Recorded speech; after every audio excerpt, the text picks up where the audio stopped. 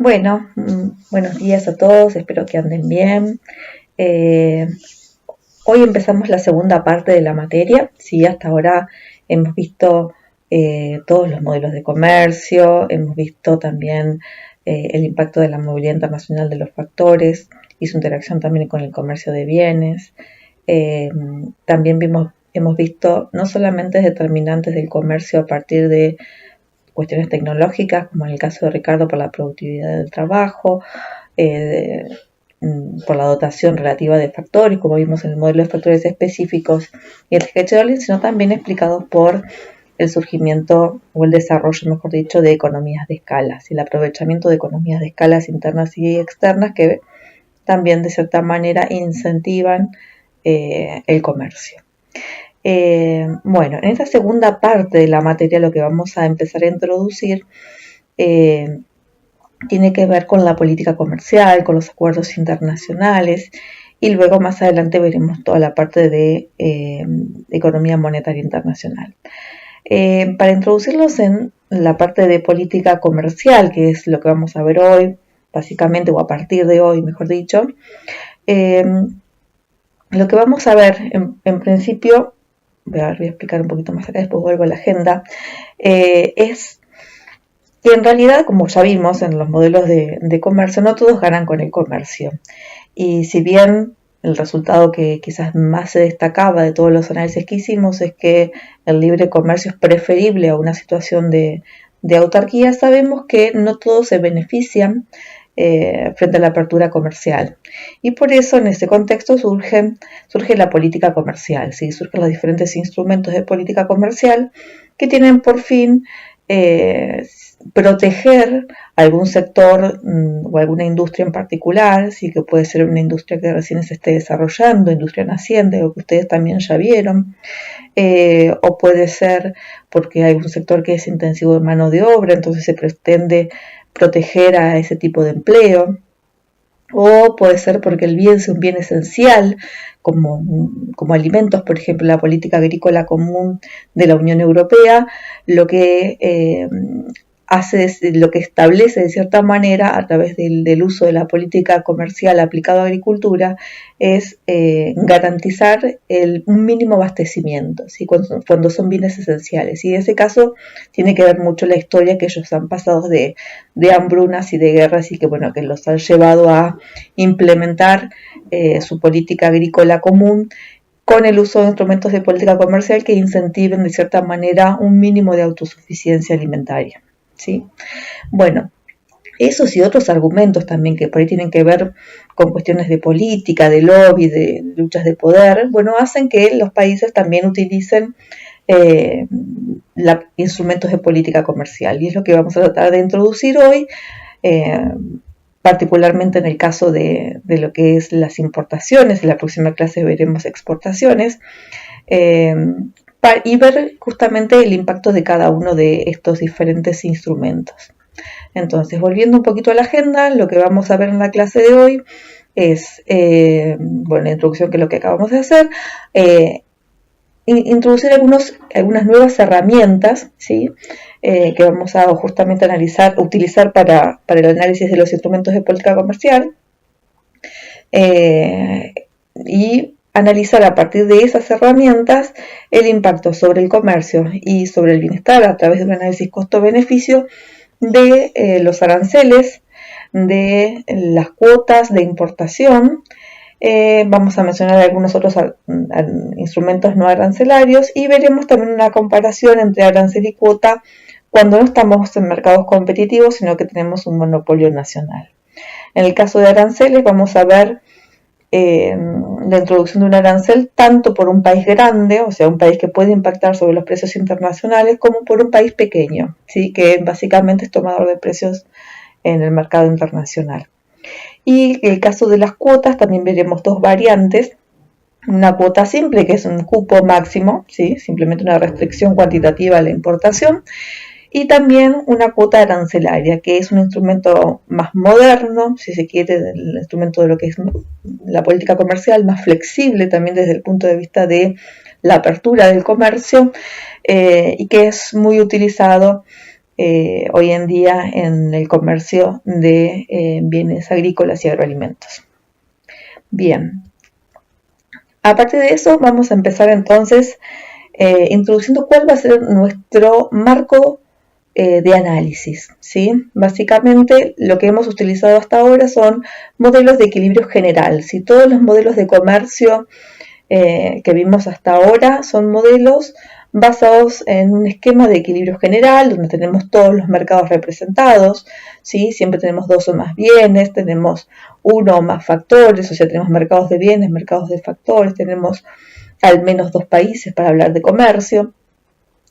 En este caso lo que vamos a hacer es trabajar en el marco de un modelo de equilibrio parcial, es decir, vamos a trabajar con el mercado de un solo bien y obviamente vamos a necesitar al menos dos países, ¿sí?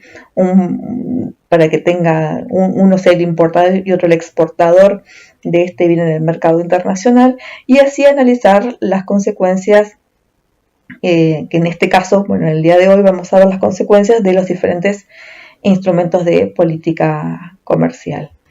¿Cuáles son los instrumentos de política comercial que vamos a ver? Y bueno, básicamente, como ya les mencioné anteriormente, vamos a ver en primer lugar los aranceles, que en realidad es el instrumento más antiguo de protección de las importaciones, que es simplemente un impuesto a las importaciones.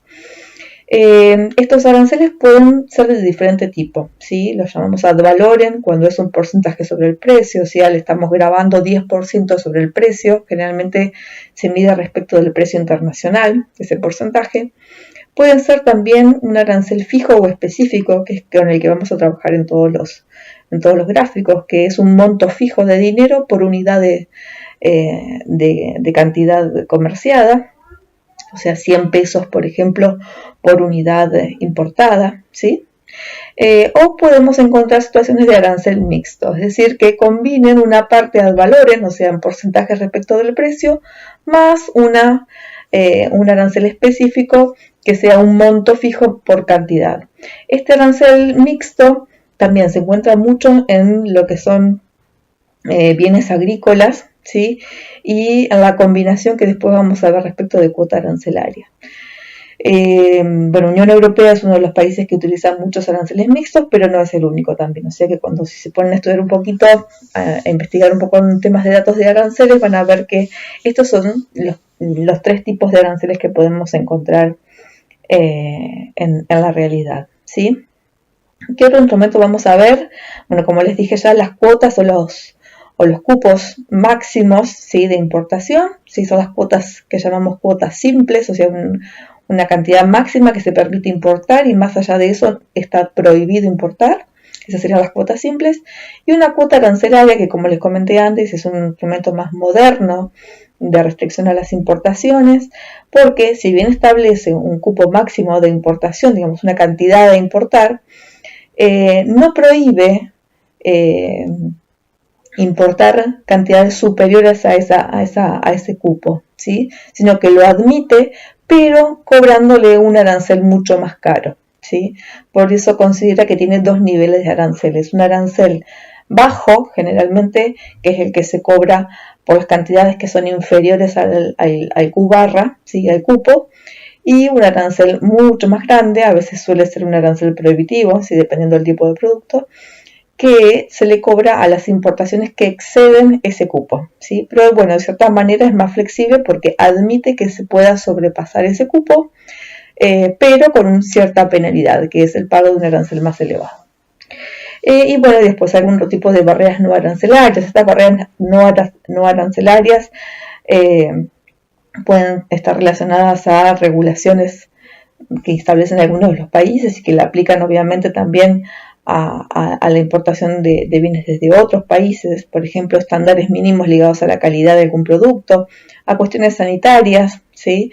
A cuestiones fitosanitarias relativas a los alimentos, a cuestiones ambientales, ¿sí? Contenido de carbono, por ejemplo, que podemos ver en los productos. Hoy en día una de las grandes discusiones es si se puede gravar o se puede poner un sobrearancel a la importación de acuerdo al contenido de carbono que tenga cada producto importado.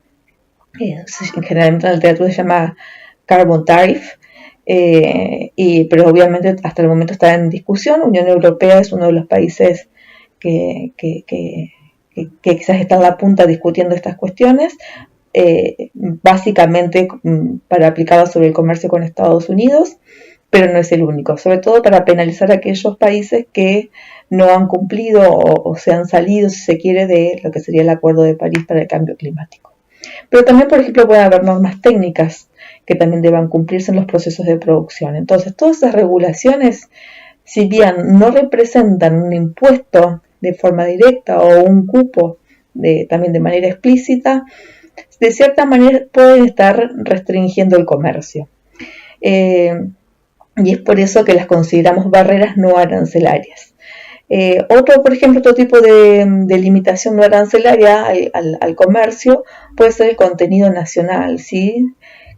Por ejemplo, los procesos de producción consideramos insumos y al menos un porcentaje alto de esos insumos deben ser de origen nacional. O sea, no podemos importar todos los insumos, sino que debemos, de cierta manera, cubrir un porcentaje de insumos nacionales para poder importar el resto. ¿Sí? De cierta manera funcionaría como un cupo. ¿Sí? De cierta manera estaríamos limitando las importaciones de ciertos insumos. Compras gubernamentales también puede ser otra restricción. ¿Sí? En los acuerdos internacionales de comercio hay un apartado donde se acuerdan cómo los diferentes gobiernos que forman parte del acuerdo van a realizar las compras de insumos o licitaciones. Bueno, de cierta manera hay restricciones al ingreso de otros países de forma libre, salvo que obviamente haya un acuerdo de por medio y que se le permita a ese socio tener una preferencia para la venta de sus productos como parte de las compras de gobierno, del gasto público.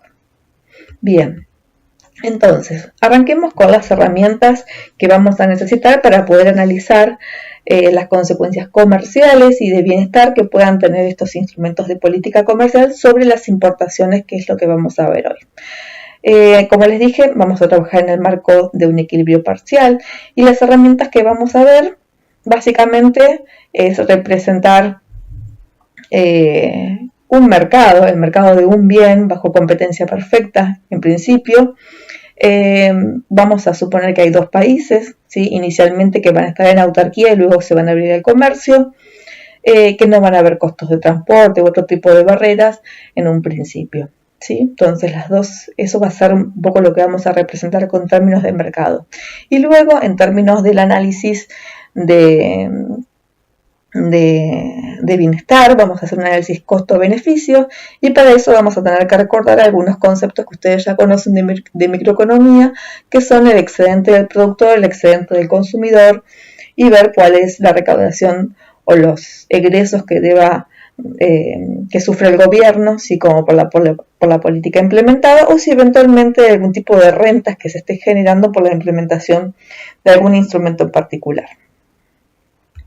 Bien, entonces definamos algunas cuestiones, ¿sí?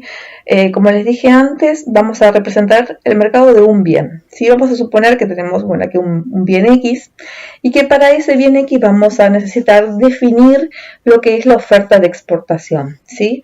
En este primer gráfico, aquí a la izquierda, tenemos el mercado el gráfico de un mercado que básicamente va a ser exportador, ¿sí?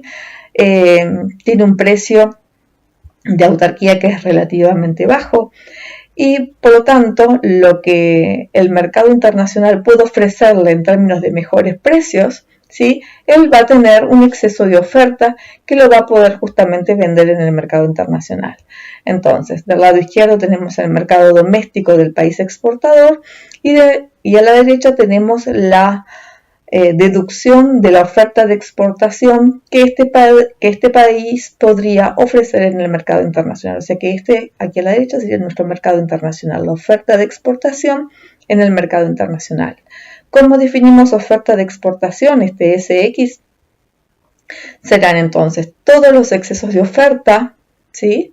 De la oferta doméstica por encima de la demanda doméstica a cada nivel de precio. ¿Sí? Obviamente el nivel de precio de autarquía, ese exceso de oferta es nulo, ¿sí? Porque oferta y demanda se encuentran, pero a medida que los precios sean superiores al precio de esta economía en autarquía, habrán excesos de ofertas positivos y que serán los saldos que esta economía pueda ofrecer en el mercado internacional conformando esta curva de oferta de exportación. En este caso que tenemos todas curvas lineales, obviamente nos va a dar como resultado la deducción de una curva de oferta de exportación que también es lineal.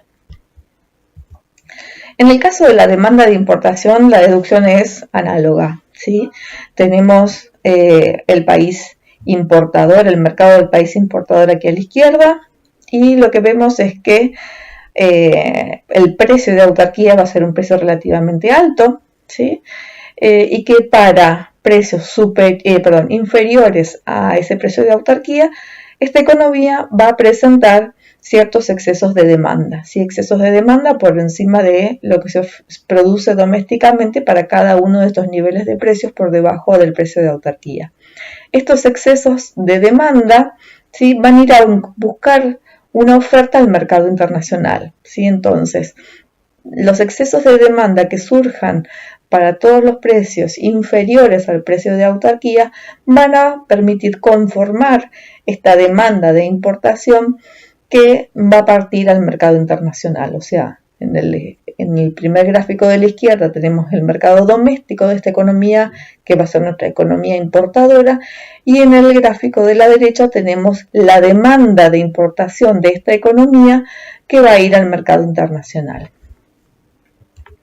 Si juntamos lo de recién, ¿sí? la deducción de la oferta de exportación, siendo este el país exportador, y la demanda de importación, siendo este el país importador, tenemos la conformación de lo que está pasando en el mercado de un bien en tres mercados en simultáneo: el mercado del país importador, el mercado del país exportador y el mercado internacional, donde se encuentran los excesos de oferta y de demanda de cada una de estas dos economías, ¿sí?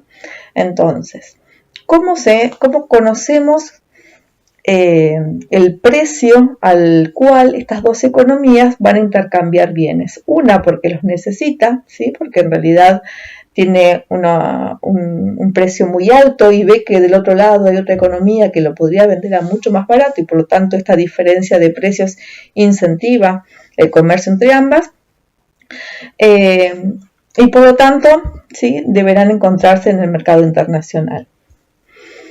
¿A qué precios van a intercambiar estos bienes estas dos economías? En realidad los precios o los términos de intercambio, en este caso el precio internacional de este bien X que estamos analizando, va a ser determinado por la igualación entre la oferta de exportación y la demanda de importación, ¿sí?